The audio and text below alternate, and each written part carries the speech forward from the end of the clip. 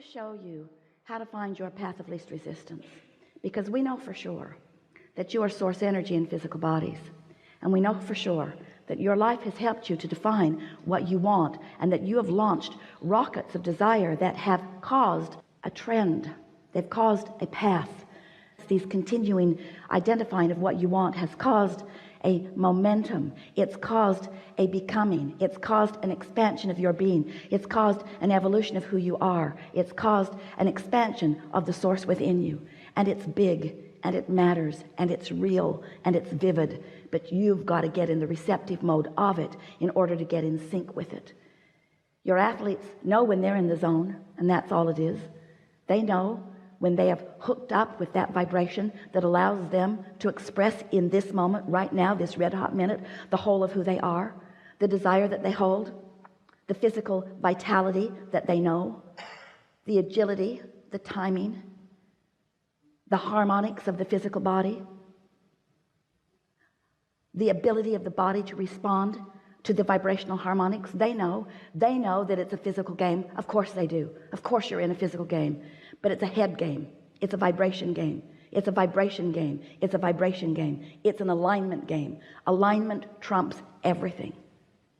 So often there are things that you don't want to give up. I don't want to give that up. We say, if we were standing in your physical shoes, we would be willing to give up everything but alignment, because in alignment, everything that you want must be yours. In alignment, you find the receptive mode. And when you find the receptive mode, then you are tuned in, tapped in, turned on. Then you're in the right place at the right time. Then amazing things happen, and the universe demonstrates to you over and over and over and over and over again how blessed you are, how loved you are, how aware of you we all are, you see. Until big things and small things, things that you would say don't amount to very much, demonstrate to you your constant worthiness. The other day, Esther was walking with a friend around the loop where she lives in Del Mar. And they're walking around the loop, and they came to this house, and it had a for sale sign on it. And Esther said, I know the people who were renting this house. Really cute young couple. She said, one day Jerry and I came around the corner, and here is this young man on some sort of a weird bicycle contraption. It didn't have normal pedals. It was like a different kind of pumping action, and he was pushing it up the hill rather than riding it up the hill. And Jerry said to him, pretty steep hill, isn't it? And he said, no, it's not that. My wife gave it to me for my birthday today. And they put it together in the shop, and then they had to disengage something in order to get it in her car. But she didn't realize that they disengaged something, and so I had no brakes. And Jerry and Esther said, oh. So they visited a little while, really enjoyed these really beautiful people, and off they went. That was about 5 years ago. So Esther has not seen them. She has not been there much. She has not seen them. She has not even thought about them in all of this time, until this day, 2 days ago. She's walking with Julie around the loop, and they see this house is for sale. So Esther tells that story. Then they finish their walk, get in the car, go to Roberto's for lunch, and on the way is that kid on that machine in a whole other part of the town. Esther said, law of attraction is my freaky friend. And we said, alignment is your freaky friend. In other words, when you are tuned in, when your resistance is non-existent, then everything that is important to you, big or small, demonstrates itself to you, because everything is known about everything. And when you are emitting a vibration, you are sending out a signal that is calling something back. It's what law of attraction is. That which is likened to itself is drawn. So one might worry that, well, if law of attraction is on all things big and small, am I not going to be inundated by data? And we say, yes, you are. You are inundated by data all day, every day, that represents the balance of the vibration that you put out. Everything that you are feeling is an indicator of everything that you are thinking. So what is a thought anyway? We want you beautiful manifested beings sitting as clumps on these chairs. We want you to understand your vibrational nature. We want you to understand the nature of this vibrational universe. We want you to understand that a vibration is a vibration, is a vibration, is a vibration, is a vibration. You know that story that you've been telling for so long? If a tree falls in the forest and there's no one there to hear it, doesn't make a sound? The answer is unequivocally no. It does not make a sound, because sound is the byproduct of the translation of the vibration by a receiving mechanism. It takes a focuser, it takes an eardrum, it takes something to turn that sound into something that can be received. Are you sort of kind of getting that? So there are vibrations all around you, and you have practiced yourself into being the receiver of them. We just want you to practice yourself into being the receiver of the ones that feel good, not the ones that feel bad, not all the ones, which means we want you to no longer be conditional focusers. You see something that feels good, you look at it. You see something that feels bad, you look at it. Not much discriminating. We want you to be so discriminating that you pull your attention at the earliest, most subtle stage that you can find, away from those things that don't feel good. We want you to tune yourself to this high frequency of who you are. So this is the big picture. You were source energy before you came into this physical body, and splat, now you're here. But the larger part of you is still non-physical, and still that pure positive energy, still in that place of non-resistance. So here you are, just like you planned, exploring contrast. That's a good thing, because if you don't know what you don't want, you cannot know what you do want. You must have that focusing experience in order to define and decide what you want. So at all levels of your being, you're launching these rockets. The cells of your body are also launching rockets. You're launching rockets of desire. You're launching rockets. Raunchy rockets. You're launching rockets of evolution and expansion. And the source within you is becoming. And now you have two vibrational points of view. The vibrational point of view of who you really are, and the law of attraction path that is being drawn to that powerful point of attraction. And then there's you and what you're thinking. So who you really are is unconditional, meaning who you really are will never look at a condition and try to fix it and use it as an excuse to disconnect from true path. And when you do, you get crossways of your energy.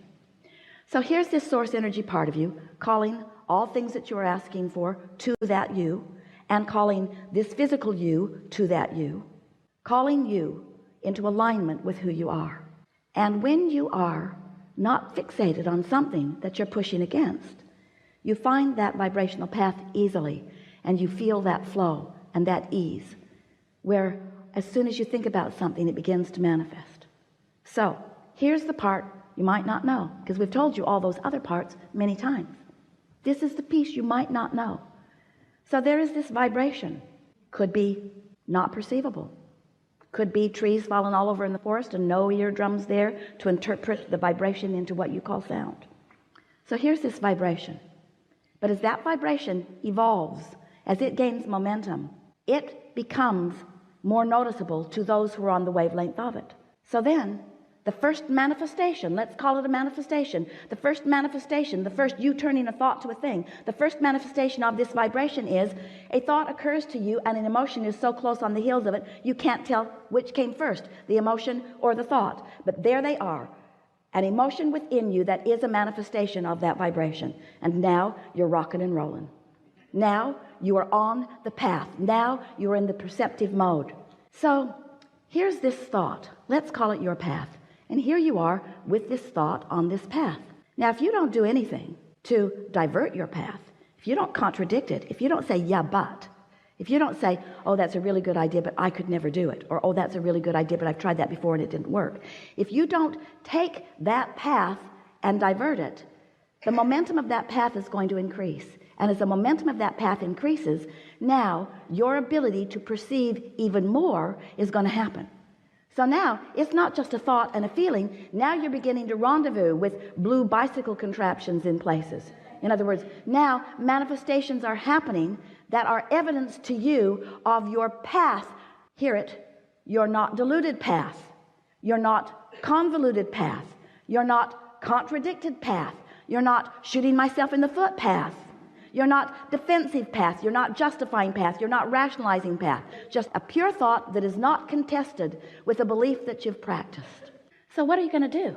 You have a lot of beliefs. You have a lot of beliefs that do not serve you. And the reason we know that is because you have a lot of desires that have not manifested fully. They get to the idea phase and then you kill them with contradictory thought that doesn't feel good when you think it. It doesn't feel good when you think it. So what most of you do, even though it didn't feel good when you thought it, because you weren't seeking alignment with source, because you didn't understand all that it meant. You weren't seeking alignment with your own inner being or alignment with your own desires. You sought alignment with somebody else's opinion. And they have so many differing opinions. We don't know how. You just don't go out of your mind as you talk to so many people about so many things, as you convince yourselves why you can't do this and why you can't do this, or why they shouldn't do that and why they shouldn't do that. What we want you to understand is that if you could leave the peanut gallery out of everything that matters to you and not dilute or divert your path, that momentum from a vibration to a thought, to an idea, to an emotion, to a rendezvous, to full manifestation would happen with you all day, every day, on everything that matters to you, on everything that matters to you. And if it's not happening, it's for one reason and one reason only. You're introducing contradiction to your vibrational equation. And it's all right. Everybody does it. You just don't want to do it so much that you feel negative emotion about it. When you feel negative emotion about it, that's your clue to do something different. So here's an example. So let's say that you have a very clear sense of how you want to feel today. So you go over to someone's house. Maybe you're related to them. And they're having a no good, very bad day. And so you sit in the middle of it and you listen to them squabbling and you watch a sort of escalation of it. Maybe they're children, maybe it's adults and children, a mixture of some sort of people in disagreement with each other about something. So now, if you have been following your path of least resistance for a while and you are tuned in, tapped in, turned on, now you are in a position where you can experience and live and feel the joyful experience of living unconditional love, because you are so in alignment with who you are. You've practiced it so well. Your vibration is so strong that even though this is going on, it's not ringing your bells. It's not hooking you in. You're not feeling any defensiveness. You don't feel like helping the victim in the scenario. You don't feel like piling on to the one that's being picked on. In other words, you are vibrationally aloof from it. There's no hook for you in this situation. So you can sit there. You can be there. You can be unconditional. Here's a condition that is happening that's making all of them nuts, and it's not making you nuts because you are in a different vibrational place. It's not threatening you. You don't feel defensive about it. You don't feel like you need to defend anybody else about it. You are tuned in, tapped in, turned on. You've been down that road so many times. You have found your place in it, and you're sitting there, and you may be the only one at that party having a good time, but you are, and what's going on doesn't matter. Or you haven't practiced your path of least resistance all that much. You're wobbly in your vibration. You know what you want, you know what you don't want, and all of it's sort of active. And so you sort of blunder into this experience, and they're not getting along, and you notice it, and you're annoyed by it, and then you're trying to pick a side, and you really think that that was unnecessary. You really didn't need to say that. No, this is going to get a lot worse before it gets better. And so you sit there, and you're sort of gritting your teeth, and you're trying to ignore it, but you really can't. And now they're looking at you like, what do you think about this? And you're looking away, and they're thinking, well, why are you looking away? And you're thinking, well, I'm looking away because you're all making me nuts, and I don't really like being here, and I'm all out of whack. And then you finally do leave. You finally do leave. You finally, now this is the part we want you to hear. You finally do stumble on to your path of least resistance, but not until you have suffered mightily. So you go off on your path, and then you spend the next 2 or 3 days justifying why you left. Now the phone calls come. Why'd you leave? Really don't want to talk about it. No, really, why'd you leave? Really, I don't want to talk about it. Tell me why you left. I don't want to talk about it. You were mad at me, weren't you? You left because you were mad at me. No, it wasn't that. Why did you leave then? Tell me why you left. And so what we're saying to you, if you can find your path in the early subtle stages, you will ride out any storm, and eventually you will find fewer and fewer and fewer and fewer and fewer storms. We really want you to understand that it's not only all right, it's what you intended to do. You intended to find your path of least resistance, meaning you intended to come into this body, find aspects of life that matter to you, hook up with a source within you, and ride that rocket to the satisfying fulfillment of a vibration turned to a thought and an emotion, to a relationship, to an experience, to a circumstance, an event, to a glorious, exalted, manifested experience. That's what you're all about. You didn't come to wrestle each other to the ground over ideology. You didn't come to try to get everybody on your side of the balance sheet in order to agree with you about what's right, because you knew when you came into this physical experience